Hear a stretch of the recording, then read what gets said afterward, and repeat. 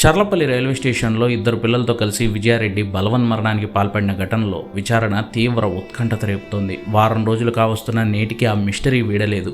ఈ నేపథ్యంలో తాజాగా ఓ వీడియో లీక్ సంచలనంగా మారింది. కొడుకును తీసుకుని కూతురి హాస్టల్ వద్దకు వెళ్లారు విజయారెడ్డి.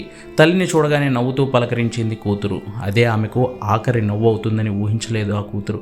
తల్లి తనతో రమ్మడంతో హాస్టల్ రిసెప్షన్ దగ్గర బయటకు వెళుతున్నట్లుగా రికార్డులో రాసిన విజయారెడ్డి కూతురు తల్లితో కలిసి హాస్టల్ నుంచి బయటకు వచ్చేసింది. హాస్టల్లో వీరు ముగ్గురు కలుసున్న సీసీటీవీ ఫుటేజ్, వారి మధ్య జరిగిన సంభాషణలు ఇప్పుడు వారి కుటుంబ సభ్యులను కలిచివేస్తున్నాయి.